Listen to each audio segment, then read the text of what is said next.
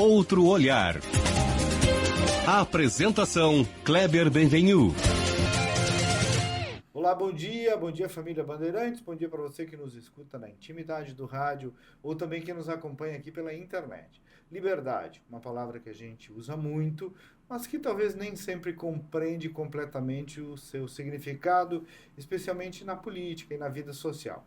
E num tempo em que o discurso político virou um campo de guerra e qualquer posição pode ser enquadrada, cancelada ou até criminalizada, é preciso perguntar: a nossa liberdade de fato está ameaçada ou até já está tolhida mesmo?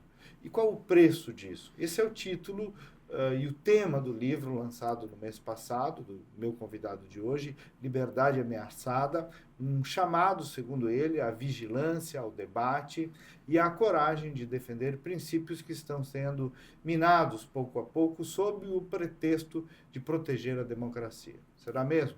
O autor é o nosso convidado, o deputado estadual Rodrigo Lorenzoni, do PL. Ele foi um dos mais votados do Rio Grande do Sul nas últimas eleições, filho do também político Onyx Lorenzoni, ex-ministro, deputado, mas o Rodrigo tem uma trajetória própria, também se posiciona com um discurso firme em defesa de valores como família, liberdade, empreendedorismo e democracia real. Nós vamos falar sobre o livro, mas também sobre o momento político do país, do Estado, no que couber nesses 30 minutos. Bom dia, Rodrigo. Obrigado por estar aqui.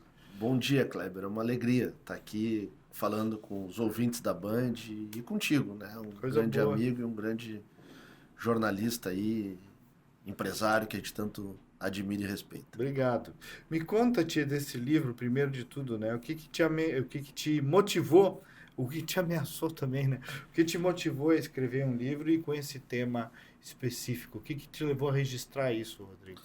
Bom, Kleber, eu tenho 2 filhos, já tinha plantado uma árvore, então me faltava isso da vida, né? Tirando essa brincadeira inicial, né? Eu tenho a minha formação política sempre foi feita em cima dos conceitos liberais, né? E da importância da liberdade para que o cidadão possa prosperar, e à medida em que os cidadãos prosperem, a sociedade como um todo prospera, né? Então, para que a gente possa ter o Brasil que a gente quer, o Rio Grande que a gente quer, cada vez mais próspero e com mais oportunidades, nós precisamos ter liberdade. E como tu falasse com muita precisão na abertura do nosso programa, a liberdade é algo que nem sempre é tão tangível para a gente, né? Mas ela está presente em diversas formas da nossa vida, e nós só nos damos conta da importância dela quando a gente perde ela de forma absoluta. Muitas vezes, quando ela está ameaçada, atacada, restrita de alguma forma, a gente não se dá conta enquanto sociedade. Então, o livro nasce com esse objetivo, de tentar provocar uma reflexão com a sociedade gaúcha, brasileira. Nós fizemos lançamentos nacionais o lançamento nacional desse livro em São Paulo, em Brasília, e fizemos aqui em Porto Alegre, justamente para que a gente reflita sobre isso. E o livro ele está compartimentado em capítulos que busca, a partir de uma análise das mais diversas áreas do nosso cotidiano, demonstrar isto, né? Então, rapidamente, por exemplo, quando nós vamos falar da liberdade econômica, né, e nós encontramos hoje um Brasil em que nós temos a alta interferência do Estado, uma taxa de juros gigantes, uma carga tributária enorme, uma burocracia que se reestabelece no Brasil, né? Nós estamos tirando a possibilidade das pessoas terem liberdade para empreender, liberdade para ter a sua oportunidade e liberdade para ter a sua renda independente do Estado. E o cidadão, do ponto de vista econômico, só é livre 100% quando ele não depender de forma alguma do Estado. Então nós temos aí uma reflexão sobre o avanço na liberdade econômica. Depois nós vamos discutir isso na questão do direito de propriedade, que é um pilar importante da liberdade. A gente vê o MST voltar a se organizar. Nós vamos ver isso na cultura, né? E aí quando a gente vê a Lei Rouanet direcionada e autorizado um projeto para captar mais de R$1 milhão de dinheiro público para um projeto de homenagem a um prostíbulo, que valores nós estamos trazendo para a sociedade, que tipo de liberdade nós vamos ter com estes valores. E assim a gente vai perpassando por várias áreas, a área do ensino, entre outras, até que a gente chega na liberdade de expressão, que, na reflexão do livro, é a liberdade mais atacada, mais ameaçada, que já tem parte dela tolhida de forma muito significativa no país. E por quê? Porque ela é a liberdade, e a liberdade de imprensa está ligada à liberdade de expressão, é a que denuncia todos os avanços nas demais liberdades e é aquela que dá luz a um avanço autoritário que a gente vem acompanhando no Brasil. Então o livro nasce com esse objetivo e é quase uma carta-denúncia, né, do que vem acontecendo no Brasil. Exatamente. O Rodrigo, e liberdade ameaçada ou a liberdade já está em grande medida, especialmente a de expressão, suprimida no Brasil? Eu declarei ano passado, num comentário da Band, que para mim é marcante para mim, não para as pessoas, né? Onde eu declaro que eu já não digo mais tudo o que penso, né? Não me sinto mais à vontade de dizer tudo o que penso, né? Nós perdemos já, seja por medo ou por precaução, uma parte da liberdade, né? Sem dúvida nenhuma, Kleber. Eu acho que o livro nasce, né, com o título da Liberdade Ameaçada, justamente por trazer esse olhar macro, né, da liberdade em todas as suas formas de demonstração, a liberdade religiosa, enfim, né? Em relação à liberdade de expressão, eu concordo contigo plenamente, né? Nós não temos mais a liberdade de expressão garantida no Brasil. Quando eu termino a obra e preciso submetê-la ao olhar de um advogado, e fiz isso, para que ele pudesse avaliar ali eventuais riscos, né, não está certo. Quando a gente sobe na tribuna do Poder Legislativo, né, que para mim é a maior trincheira de defesa da democracia, e nós temos a nossa Constituição que diz que os deputados são imunes aos seus votos e quaisquer palavras ditas, né? Ainda mais na tribuna. E muitas vezes a gente passa pela nossa cabeça, será que eu posso dizer isso? E o exercício que eu faço todo dia é de tirar este bloqueio que aparece na minha frente, né? Mas esse bloqueio aparece. Quando ele aparece, é sinal que a gente tem algo muito errado acontecendo, né? E o meu objetivo e a minha energia todo dia é, bom, apareceu o bloqueio, eu pulo ele e falo o que está na minha cabeça, no meu coração e nas minhas ideias, porque se eu não falar, se os outros parlamentares não falar, a gente vai sucumbir a isso. Quando a gente chega na liberdade de imprensa e na liberdade de expressão, é mais escandaloso ainda, né? Nós temos jornalistas hoje presos, nós temos jornalistas exilados, nós temos jornalistas desmonetizados nos seus canais. E o mais engraçado disso tudo, e aí vem uma perversão da narrativa do poder atual, é que tudo isso é feito em nome da garantia da liberdade, né? É tudo isso feito em nome da democracia. Então, em nome da democracia, eu vou destruir a democracia. Em nome de defender a liberdade, eu vou acabar com a liberdade. E é aí que nós temos um desafio ainda maior, que requer muita determinação, muita coragem, muita insistência de... desafio retórico aí também, de comunicação, de enfrentamento político, né? Exatamente, exatamente. De desfazer essa estrutura retórica que nos é despejada cotidianamente por parte da imprensa, abastecida por dinheiro público, né? Por propagandas, nem sempre muitas vezes a matriz editorial que defende isso, mas muitas vezes a matriz editorial não defende isso. Mas as propagandas que são pagas pelo governo para estarem sendo veiculadas naquele veículo acabam levando uma mensagem com uma retórica distorcida e perversa. Então, como combater isso é um desafio também, né? E tem uma parte do mundo político, o Rodrigo também, não de esquerda, que trata isso como um subassunto, né? Vamos falar do que importa, saúde, educação, esse assunto não importa para o brasileiro médio. Como é que tu encara esse posicionamento? Não chega nem a ser covarde, Kleber. Chega a ser oportunista. Porque nós nunca teremos, porque para ter saúde de educação, saúde de qualidade, educação de qualidade, nós precisamos ter nada mais, nada menos do que recurso. Para ter recurso, nós precisamos ter uma sociedade próspera, porque o governo não tem nenhuma capacidade de gerar riqueza. Quem tem capacidade de gerar riqueza é a atividade econômica, é o campo, é a cidade, é a prestação de serviço, é a indústria, e não existe expansão econômica sem que haja liberdade, né? Então, é uma falácia dizer, não, vamos olhar para a saúde, vamos olhar para a educação, ok. E como é que estão as contas do país? Estouradas. Como é que estão as contas do Estado? Com as suas dificuldades. Então, quando eu digo que é oportunismo, porque é um olhar interessado político e eleitoralmente no presente. E eu acho que nós temos que fazer, eu acredito que a gente tem que fazer política cuidando do presente e preparando o futuro. E quando a gente fica olhando exclusivamente para o presente sem ter a responsabilidade de saber que as decisões do presente vão impactar diretamente no futuro, a gente não está sendo comprometido de forma plena com a população. E acredito que um dos problemas do Brasil é justamente esse. O Brasil é o país do futuro desde que foi descoberto, eu acho. E por que é que nós não chegamos nesse tal almejado e sonhado futuro? Porque, na média, a classe política olha para o presente e deposita suas energias no presente para resolver o problema da classe política no presente, não o problema das pessoas no presente e no futuro. Ô Rodrigo, no fundo, quando tu fala aí, né, falou da liberdade de expressão, mas falar também da supressão de liberdades na educação, na cultura e tal. No fundo, é o que avança contra as liberdades do indivíduo e da sociedade. Quando a gente diz, pô, estão me tolhendo a liberdade.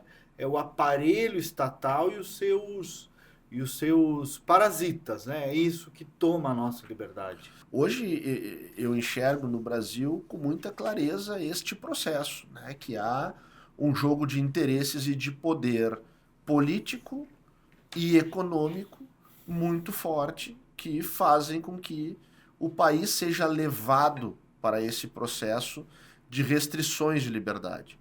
Nós saímos de um governo liderado pelo presidente Bolsonaro que era a antítese disso. Era um governo que entendia que o poder efetivamente é do povo, o poder efetivamente é do cidadão e o Estado tem que ser um coadjuvante nesse processo, não atrapalhando o cidadão. Inclusive, a discussão tão complexa que houve no Brasil em relação à questão da vacina, por exemplo, que foi uma discussão emblemática e as retóricas se sobrepuseram muitas vezes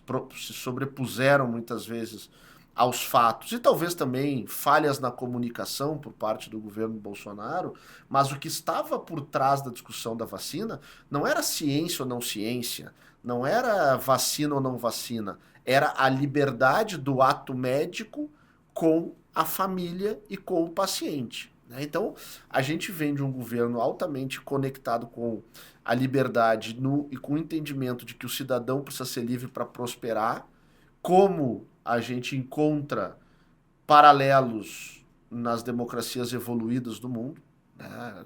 Estados Unidos e tantas outras, e nós encontramos um governo agora, o governo do PT, que acredita num outro modelo. Eles buscam um modelo de perpetuação político-partidária no poder.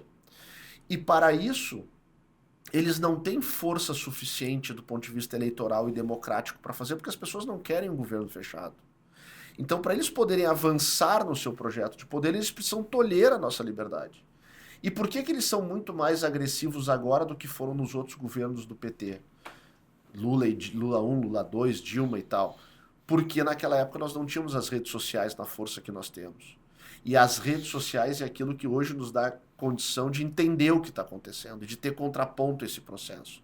Então é um governo que vem com muita força cercear a mídia, cercear a liberdade de expressão, regulamentar as redes sociais, e aí para isso usa parte do aparato do poder público, que não é o poder executivo, mas é o poder judiciário, né? Como forma de que a narrativa oficial seja aquela que prepondere.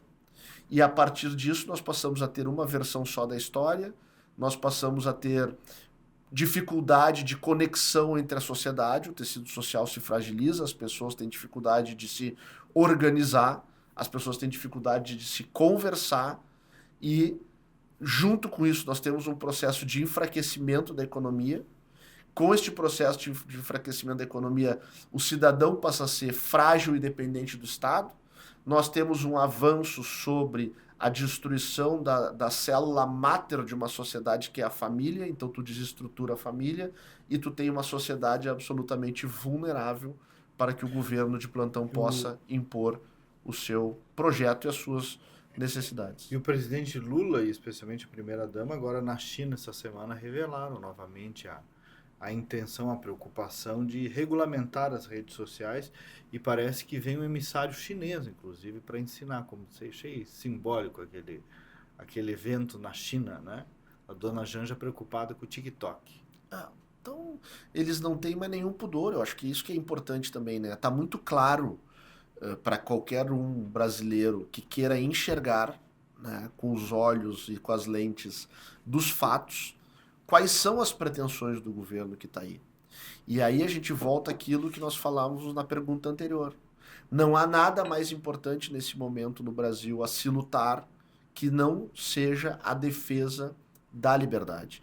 Porque é um ambiente absolutamente livre que vai nos garantir a saúde, a educação, a infraestrutura. Rodrigo, no pano de fundo dessa briga, que é retórica também, como a gente falou, há dois argumentos, assim, ou duas expressões feitas que movimentam quem defende este cerceamento dessas liberdades, especialmente de expressão. Basicamente, discurso de ódio e extrema-direita.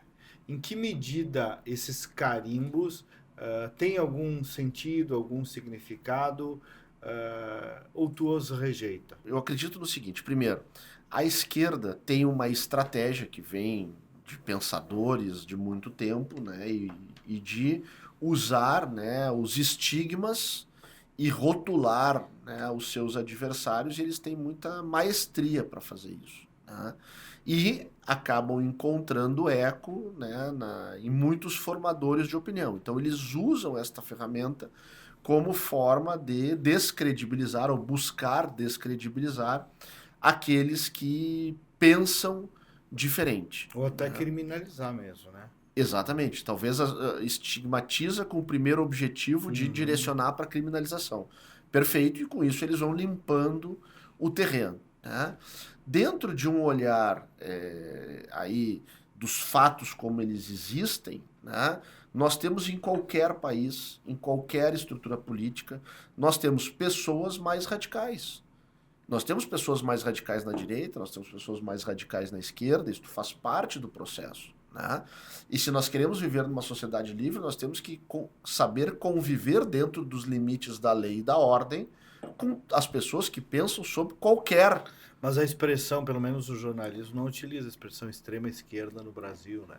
Aí que tá, e tem. Aí que tá a perversão, né? E tem. E se nós formos olhar os atos da extrema esquerda, eles são muito mais virulentos, muito mais violentos, muito mais ameaçadores da liberdade do que os da dita extrema direita. Então eu rechaço de forma absoluta querer dizer que no Brasil existe a esquerda, o centro e a extrema-direita. Isso é um absurdo, uma falácia, não existe. No Brasil existe a direita, existe a esquerda, existe aqueles que na direita estão num polo mais radicalizado, né, num extremo, né, assim como tem na esquerda. Agora, mas o que acontece aí também? Acontece uma vilanização da polarização, né? E que eu digo, o ruim é a violência e o ruim é a falta de liberdade. A polarização, para mim, é positiva, na minha opinião, porque ela deixa claro, e nós observarmos as maiores democracias do mundo, elas têm dois polos bem identificados, e isso fortalece a democracia. Nós temos um polo que caminha para cá, um polo que caminha para cá, e o que cada um defende está muito claro. O Brasil é que é uma geleia, e nessa geleia só quem ganha é a classe política. E nós temos que inverter essa lógica também, quem tem que ganhar é a população. E nós temos que tirar poder da classe política. Mas a esquerda se alimenta do fortalecimento da classe e do poder político partidário. Você tem uma expressão no livro que eu achei interessante, né, que se chama de indústria do controle, né? Como tem uma ânsia pelo controle da opinião pública, né? Tu vê isso muito no meio acadêmico, no meio cultural. Uma vez eu fui num debate até de entidades empresariais e um palestrante renomado dizia assim, porque essa coisa vem sem se perceber, que é uma coisa no fundo meio elitista, né? Imagina hoje as pessoas com redes sociais, elas se sentem no direito de dizer o que bem entendem, pessoas desqualificadas, é isso mesmo, né? É isso mesmo, pessoas dizem o que bem entendem, mas por trás disso tem uma indústria, que tu chamaste, né, de indústria do controle, tem uma elite querendo realmente dirigir o que as pessoas dizem e pensam, né? Sem dúvida. E isso é uma coisa importante de nós refletirmos e termos consciência enquanto sociedade, né? E isso não acontece por acaso. E isso não acontece de forma desordenada. Isso acontece de forma estruturada e organizada nas últimas décadas no Brasil e no mundo. E tem um pensador que se chama Antônio Gramsci, que para mim é um dos precursores desta tese, que foi quando ele se dá conta que a tomada do poder socialista pela guerra armada e pela luta armada, que foi o que eles tentaram fazer por muito tempo, né, não tinha mais espaço. Então, o que eles precisavam fazer? Dominar os meios de comunicação, os meios culturais, os meios que formam o imaginário coletivo, e a partir desta dominação, conquistar corações e mentes. Que foi exatamente o que aconteceu. E a partir daí, né, eles teriam o domínio total para implementar e sustentar o famigerado regime socialista. E hoje nós vivemos a consequência disso. Quando eles começaram a aparelhar as universidades, bom, são as universidades que formaram os promotores que estão aí, que formaram os juízes que estão aí, que formaram os ministros da Suprema Corte que estão aí.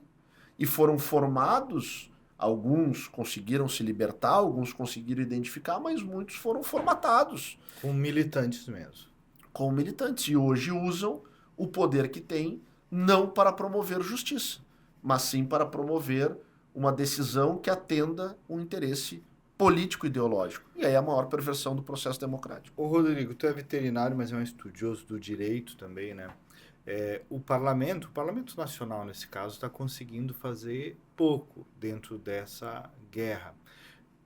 Parece que falta, na última linha, um esteio constitucional que tivesse previsto uma hipótese de como agir diante do arbítrio do judiciário.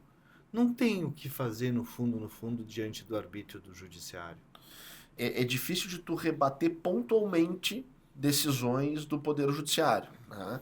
Agora, institucionalmente, né, tu tem caminhos para enfrentar isto, né? Então, quando nós temos ministros do Supremo Tribunal Federal, agora, foi ontem, essa semana, ministro Dino vai dar uma palestra e emite uma opinião político-partidária. Lançou uma candidatura. Isso está gravado na Constituição. É crime de responsabilidade dos ministros do Supremo participarem de atos políticos partidários. Isto é caso, sim, da abertura de um processo de impeachment para investigar a conduta desse ministro, que cabe ao Senado.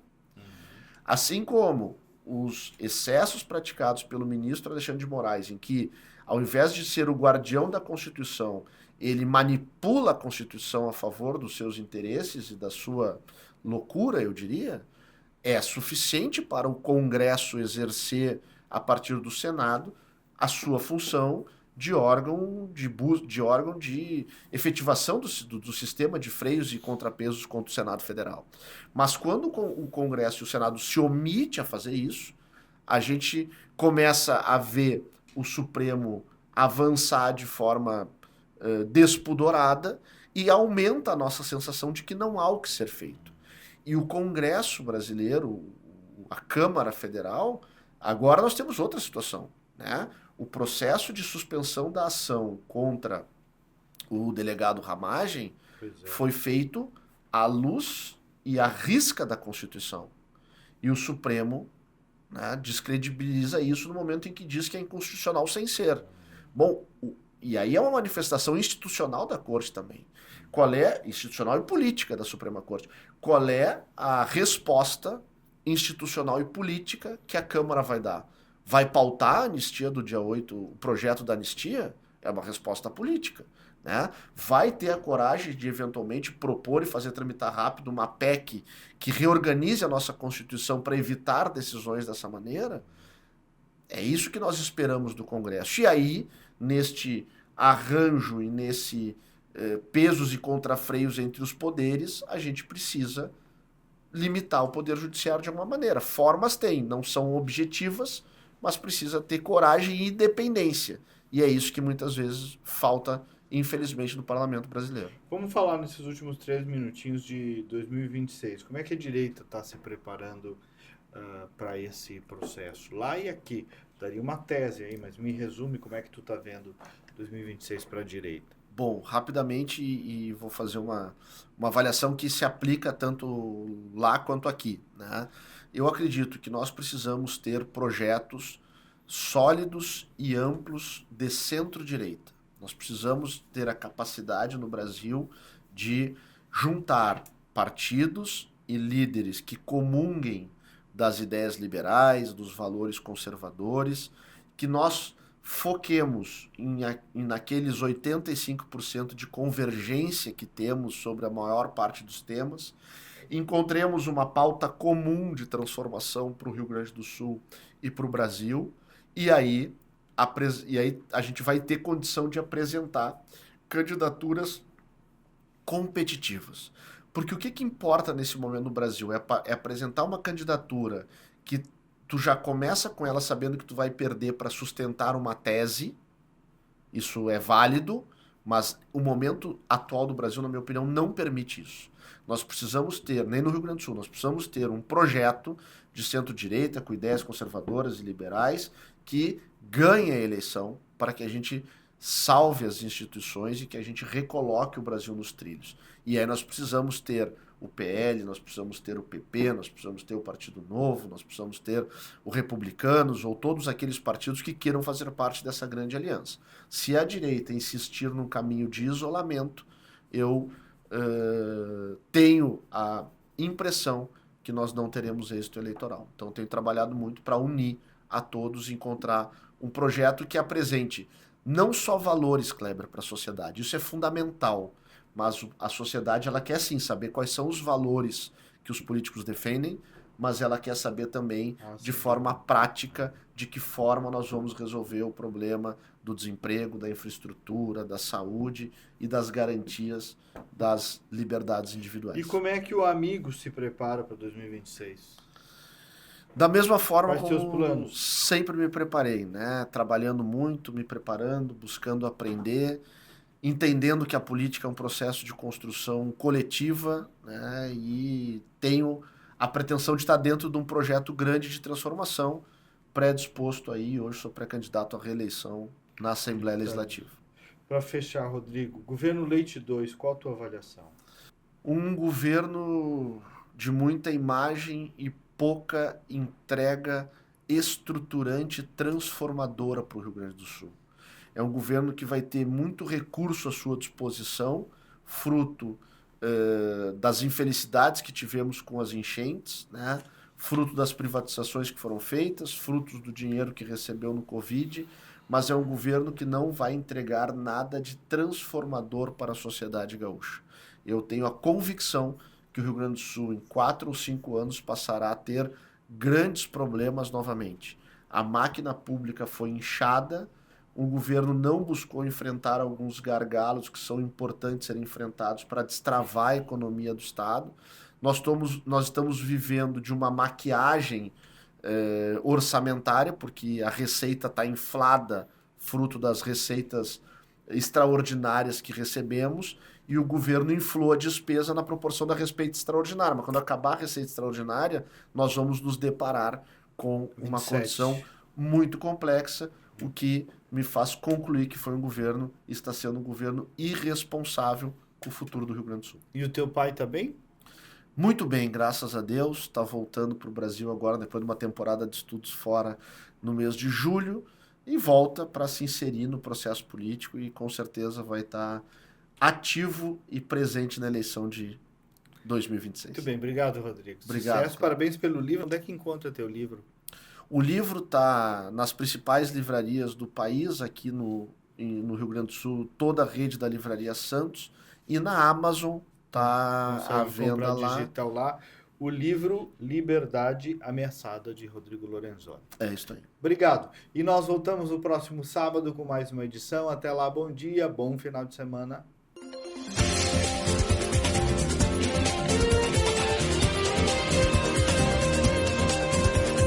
Outro olhar. A apresentação Kleber Benvenu.